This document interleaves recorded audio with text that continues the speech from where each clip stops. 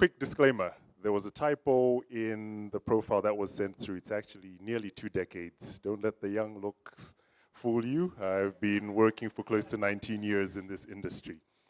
I promise you, all I have to say to you is on this business card. So let's go. Beginnings. It is interesting to note that, oh, by the way, sorry. I must warn you, I use lots of cliches, so you'll probably hear every cliche and a few that you haven't heard before. But let's go. It's interesting to note that there are certain things that are very apparent in children when they're born. I was that kid who was always on the noisemakers list. I didn't need to show up at school. My name was already on the noisemakers list. Fast forward to adulthood, and every time there was trouble in class, it'll be like, oh, what happened here? Kamiza's always the guy who's going to speak. My background in terms of communications started from a home where I was brought up by 2 teachers. Both parents were teachers in various stages of their careers, diversified, but they had one rule.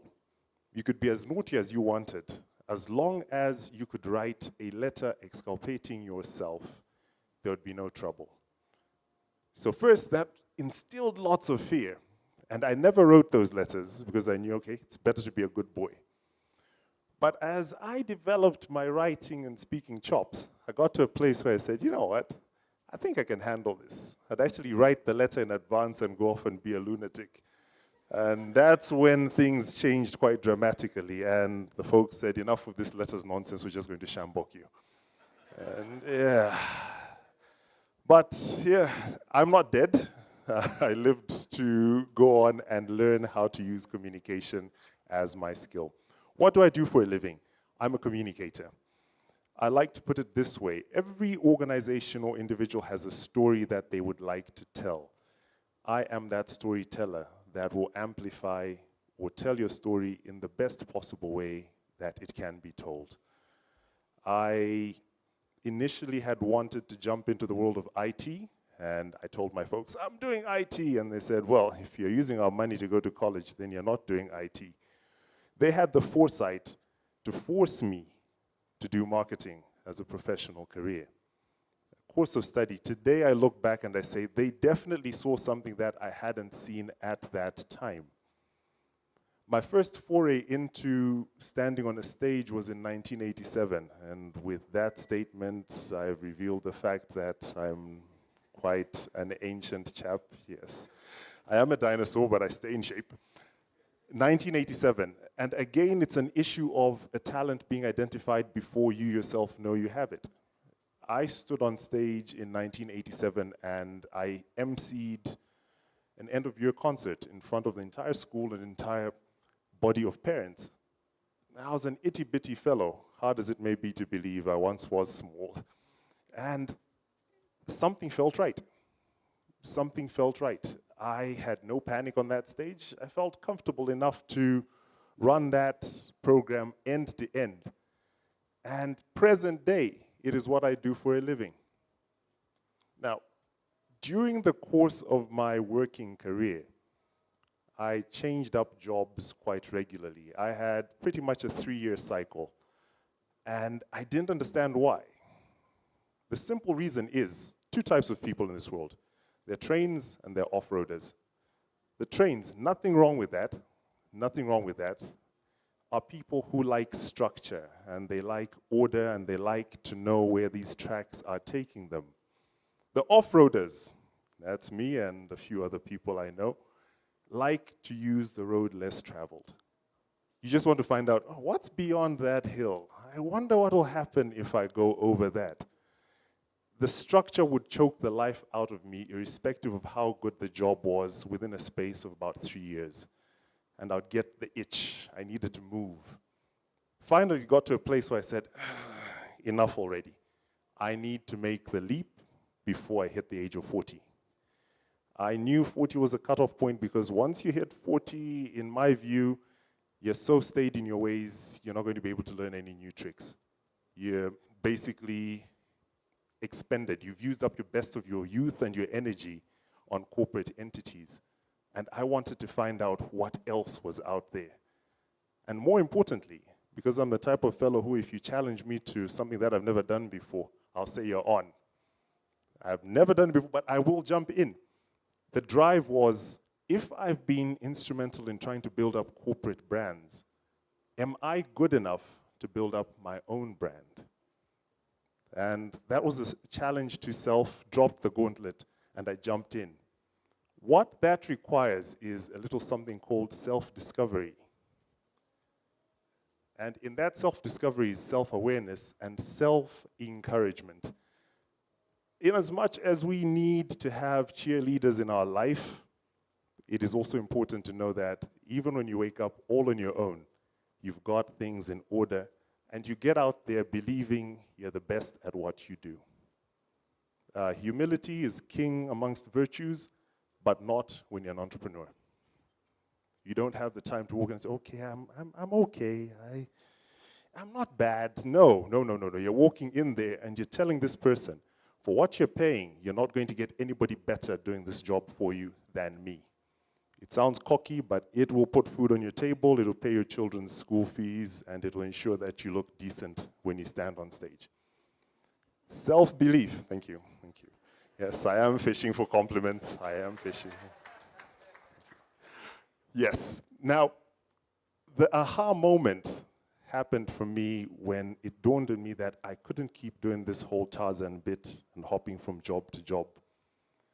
What was tricky though is I needed my support structure. Now, for those of you who are married, I pray that you've married a person who will see your vision and your dream with you from the get-go. If you're single, good for you. Find someone who will see your vision and make sure you sell that vision to them. Now, I've been married for the last 16 years this coming April, and I'm married to my best friend, a risk taker of note who's able to jump into anything that I say I'm going to do. She's a person who allowed me to switch jobs to a less paying job because it was going to utilize my abilities better. How crazy is that?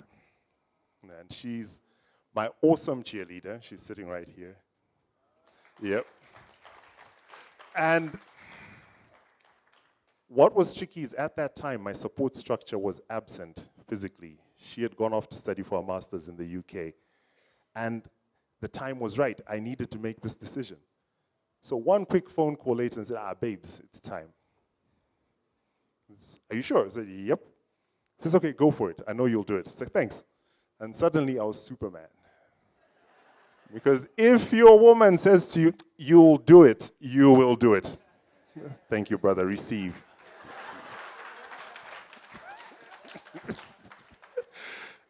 If you have the right support structure and a person who's cheerleading for you to a level where she says, I believe in you enough to go off and make this happen.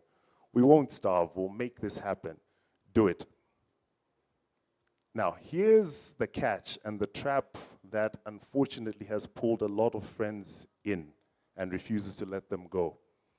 What will people say? Lusaka is as close to the Matrix as you can get. I'm sorry, I've grown up here and it's not what it appears to be. The people who are partying hard and flossing aren't living too well.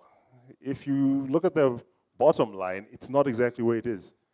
So unfortunately, there's a facade that's been created where people want to appear a certain way when in actual fact, it is far from the truth. If you're ever going to venture into the world of being an entrepreneur, then you're going to have to embrace the ethos of Sevana Wekute. You have no care or concern what people will say because you're stepping out there and most importantly, you're doing what you were built to do. You're chasing your passion, but monetizing it because bills are real and you cannot pay ZRA with passion. Yeah. So think that through before you dive in. The reality of it is everybody here has a passion that they would like to pursue. What is the one thing, if you were to be asked, that you would wake up and do gladly every single day and not ever feel tired doing it? The day you find that and find a way of turning it into cash, you're on your entrepreneurial journey. You could wake me up at midnight and say, Kamiza, I want you to talk about this, and I will run my mouth. Trust me. Trust me. It is what it is. So all through my employment, I ensured that I never let the gift die. In every place that I went to work, I declared interest from the get-go, and I said, oh, I do this whole emceeing bit and this voiceover thing. So I'd sign off on letters and ensure that at each place that I worked, they knew what I did on the side. The catch is, I couldn't do work for everybody, because if it was a competitor, I couldn't touch them. If it was during working hours, I needed to take leave days, so I ended up losing lots of leave days. And I got to a place where I said, if I did this full time, would I be able to sustain the livelihood that I've become accustomed to? Did a bit of number crunching and said, you know what, it's worth the risk. I'm diving in. I'm glad to say I left employment in August of 2014. I have not gone hungry. My children are still in private school. My wife hasn't run away from me. So I think I'm doing okay. Am I where I want to be? Not yet. But the journey has begun. And I think with the tenacity and the self-belief that I've garnered over the time, I know for a fact that God's not going to let me fail. I am succeeding, but only because I've dared to step out of the boat and walk on water. How many minutes are there? 5. Perfect. 5 minutes to go. I'll leave you with these words. Your aha moment is that moment where you realize you're built to be more than just a caterpillar. It is the moment where you build up your cocoon and your chrysalis and climb into it, seal yourself off from the rest of the world. Know that the transformation will be painful, and it will change you into something greater, more beautiful, and more powerful than you have ever been. When you emerge from that chrysalis, you will flap your wings, and for the first time, you will experience a power you have never known. But here's the catch.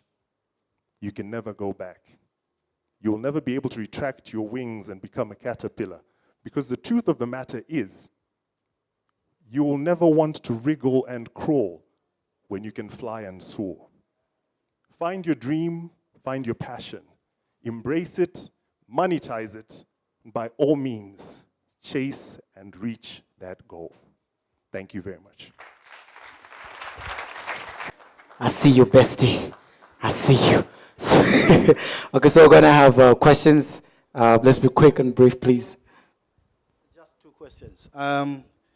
The moment of changing from salaried employee to become an entrepreneur, how did you manage to come from a supervised arrangement to now supervising yourself?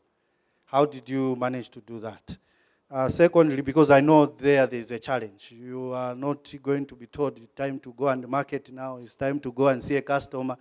You are not going to be told that. So how did you manage that? The second question is on, I understand if I launch out into business, there are a lot of no's, too many no's than yes.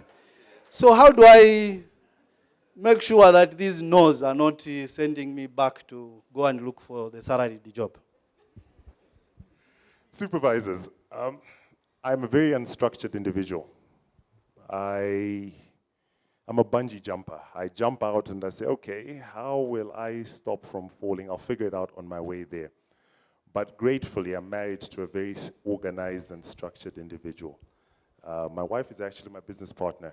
She owns a 50% stake in Fairer Communications, and she is administratively sound. Left to my own devices, all the money I made would go to sneakers. Believe me. So, yeah, I'm the heart of the operation. She's the brains of it. That said, I think the level of discipline comes in when your stomach starts to rumble. Nothing is more of a wake-up call than a rumbling stomach.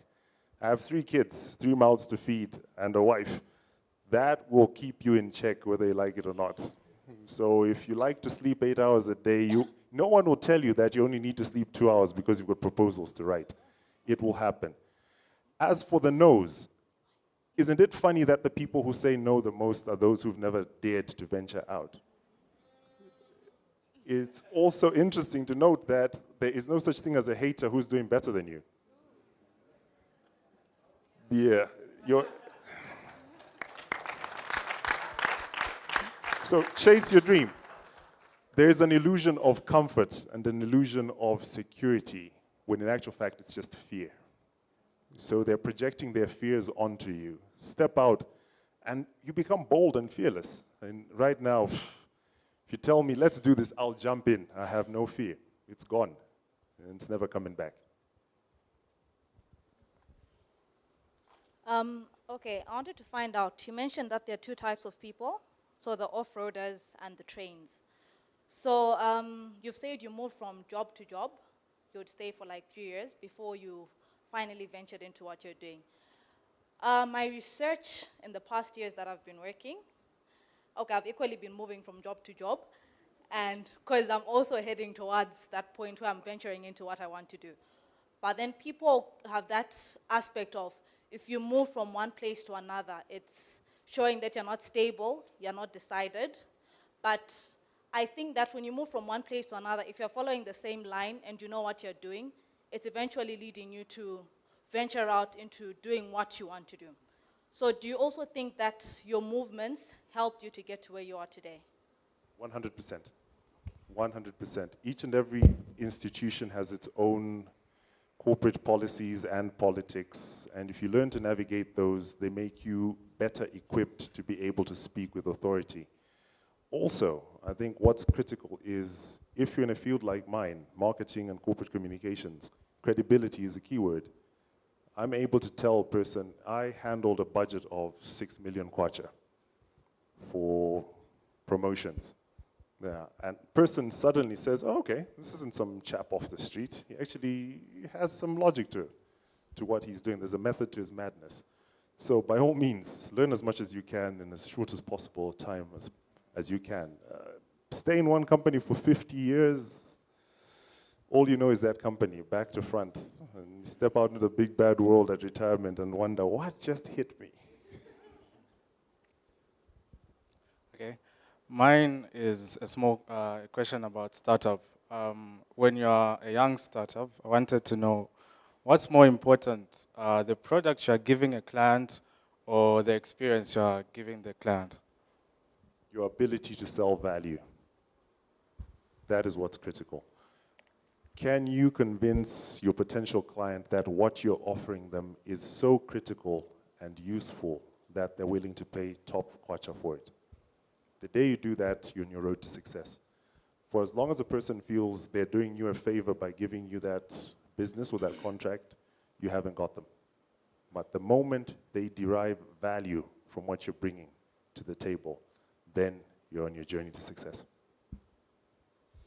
Okay. My name is Francis. My question is, what has been your greatest risk? You from being a corporate world into the entrepreneurship? Just stepping out. Stepping out was the hugest risk. There's no guarantees in this life. I could have jumped out and fallen flat on my face and not been able to sustain livelihood. But in so doing, I think let me highlight that you must know what your definition of success is. And you mustn't let anybody dictate what that definition of success is. Because if you reach and attain that goal that you think you call success, you stop being motivated. If the motivation was being able to earn what I was earning in the job, then I've achieved that 2 or 3-fold already. But that's not where the end all be all. So the risk is actually venturing out and doing something you've never done before. Ladies and gentlemen, that was Mr. Kamiza Chikula.